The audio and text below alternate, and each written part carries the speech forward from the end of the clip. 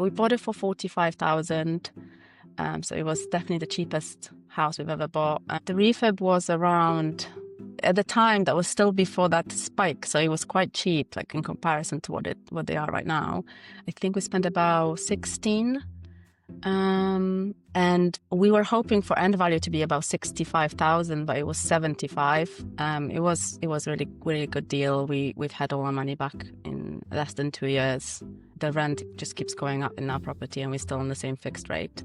We don't have a lot of maintenance on there because obviously it was a full refurb, and the tenants are lovely. So it turned out to be good, but there was lots of tears, arguments throughout that process, and it was hard. So the lessons learned from that one are, I guess one of them is, let's not do the work ourselves. It takes longer.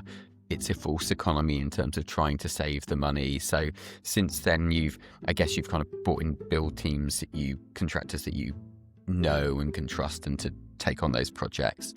Mm-hmm. For the property to kind of deliver a return that means you get all of your money back out within 2 years is a fantastic return on it.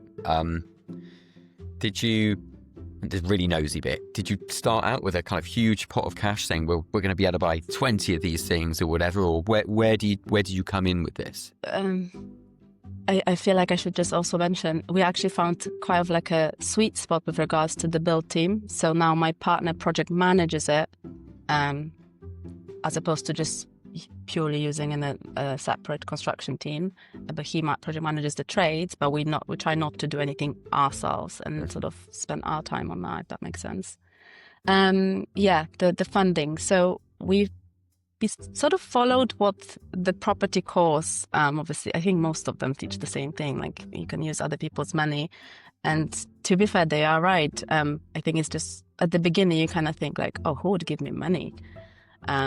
Why would they give me any money? Like, I'm only just starting out. I'm not an experienced person, but you'd be surprised actually how just by asking friends and family how you can just raise enough to just, get started. So that's what we did. We've had just loan agreements with a few of our friends and family members. So it was kind of like small amounts because, but sort of it was enough to sort of buy the first deal. Okay, and with any money that's kind of left in the project, is that just paid back to investors over a period of time, or do they have an equity stake in the project? So that part was ours. So yeah. Okay. So we've had a little bit of our cash in that deal. Sure. Okay. So from deal number one, a few lessons learned. It's gone pretty well. It's it ticks the boxes in terms of, making a good cash flow, solid cash flow each month, great tenants. It's got equity from kind of day one once you finish the refurb, and low maintenance, it sounds like, in terms of, happy tenants, don't need a lot of very few maintenance issues. So at that point, what's the conversation? Is it, let's do more of these? Or is it, hey, we've learned this because this was dipping our toe in the water at the kind of lower risk strategy. Now let's go and do something kind of, much bigger. What are the conversations that you're having at that point? So at that point, we wanted to do more of these. And we did. We found another project. The first one took us a long time, I think almost a year. And so we didn't really want to look for any more because it was too stressful. But then after that, we found another project. In terms of refurb, it was much, much easier.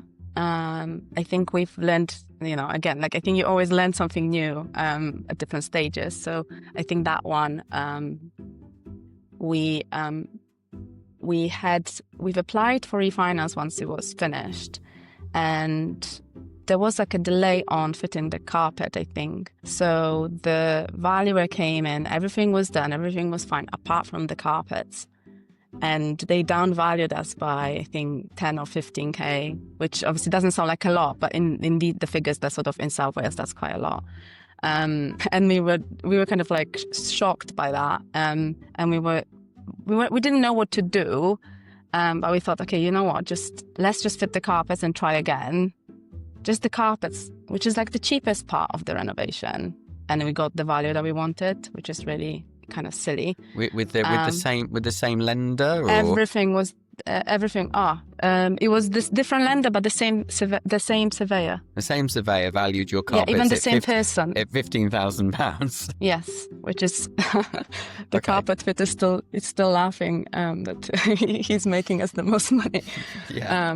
But yeah, that was kind of like, we wish the stressful part of that one was the refinance, because I think when you get the first downval, that is, it's quite distressing. Learn from people who've been there and done it. Real investors, real lessons. YPN.plus.